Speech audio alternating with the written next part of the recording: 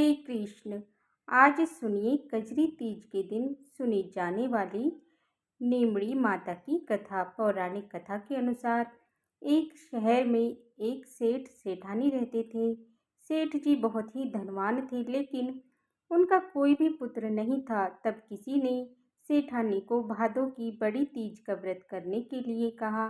तब सेठानी ने पूरे विधि विधान से सातोड़ी तीज, जिसे कजरी तीज भी कहा जाता है, व्रत करके नीमड़ी माता से प्रार्थना करते हुए कहा, हे नीमड़ी माता, माता मेरे बेटा हो जाए तो मैं आपको 1.25 मन का सत्तू चढ़ाऊंगी। इस प्रकार श्रद्धापूर्वक किए गए कजरी तीज के व्रत के प्रभाव से सेठानी को 9वें महीने में पुत्र का आशीर्वाद प्राप्त हो गया। लेकिन सेठानी ने 1.25 मन का सत्तू नीमड़ी माता को नहीं चढ़ाया। धीरे धीरे समय बीतता रहा और सेठानी 7 बेटों की माँ बन गई, लेकिन सेठानी सत्तू चढ़ाना भूल गई। पहले बेटे का विवाह हो गया। सुहाग रात के दिन जब सोया तो आधी रात को सांप ने उसे डस लिया और उस बेटे की रात में ही मृत्यु हो गई। इस तरह उसके 6 बेटे के विवाह के बाद मृत्यु होती चली गई। जब 7वें बेटे की सगाई का समय आया, तब सेठानी और सेठ जी डर गए कि कहीं ऐसा ना विवाह होने के बाद उसका 7वां बेटा भी मर जाए। तब गांव वालों के बहुत समझाने पर और बहुत कहने पर सेठ सेठानी अपने 7वें बेटे के विवाह के लिए तैयार हो गए। तब सेठानी ने कहा कि गांव वाले तो मानते नहीं हैं, एक काम करते हैं, इसकी सगाई दूर देश में कर देते हैं। इस प्रकार सेठ जी सगाई करने के लिए घर से चले। बहुत दूर एक गांव में पहुंच गए। वहां 4-5 लड़कियां खेल खेल रही थी, जो कि मिट्टी का घर बनाकर बार बार तोड़ रही थी। उन लड़कियों में एक लड़की ऐसी भी थी जो अपना घर बनाकर तोड़ती नहीं थी। उसने कहा, मैं तो अपना घर नहीं तोड़ूंगी, इस घर को बनाने में मुझे बहुत मेहनत लगी है। सेठ जी भी उन लड़कियों की बात भी सुन रहे थे। तब उन्हें वो लड़की समझदार लगी।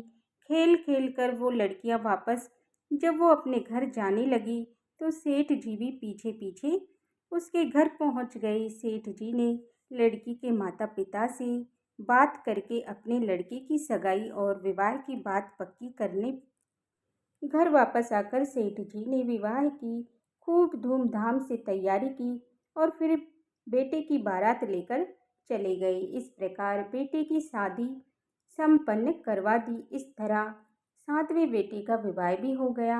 बारात विदा हुई। लंबा सफर होने के कारण लड़की की माँ ने अपनी लड़की से कहा, मैं ये सत्तू और सीख डाल रही हूँ, रास्ते में कहीं पर भी जहाँ भी नीमड़ी माता की पूजा कर लेना, नीमड़ी माता की कहानी सुन लेना, पूजा करके सत्तू खा लेना और सत्तू का बायना निकाल कर अपनी सासू माँ को दे देना। इस प्रकार बारात धूमधाम से निकली। बारात को घर पहुंचने में कई दिन लगने वाले थे।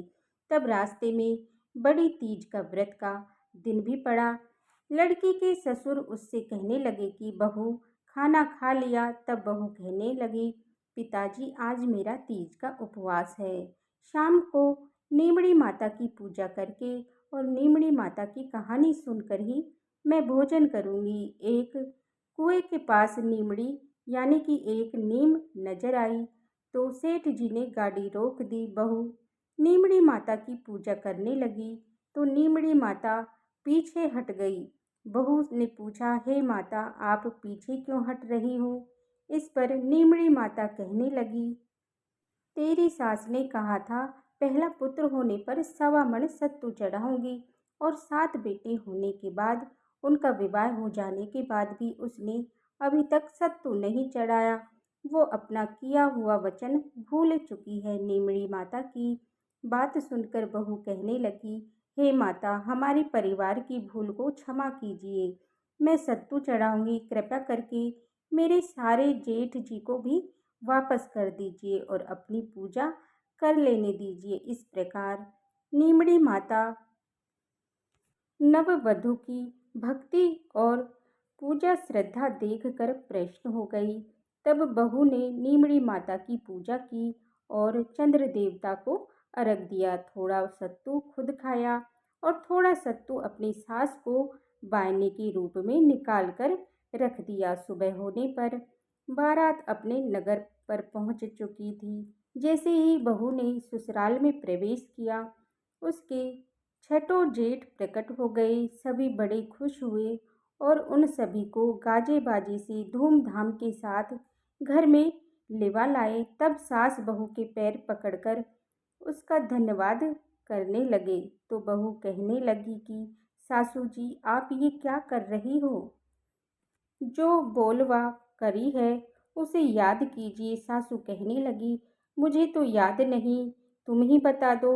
तब वह कहने लगी, माँ जी, आपने नीमड़ी माता को 1.25 मण सत्तू चढ़ाने को कहा था और आपने अपना वचन को निभाया नहीं। तब सासू माँ को अपने वचन की याद आई। 12वां महीने बाद जब कजरी तीज का व्रत आया तो सभी ने मिलकर 1.25 मण सत्तू तीज माता को चढ़ाया। श्रद्धा और भक्ति भाव से और गाजे बाजे के साथ नीमड़ी माता की पूजा की और अपना दिया हुआ वचन निभाया। हे नीमड़ी माता, जैसे आनंद आपने सेठ सेठानी के घर हुआ, जैसी खुशियाँ उन सबको मिली, वैसी ही खुशियाँ इस कथा को कहने वाले, सुनने वाले उन सभी भक्तों को देना। बोलो नीमड़ी माता की जय।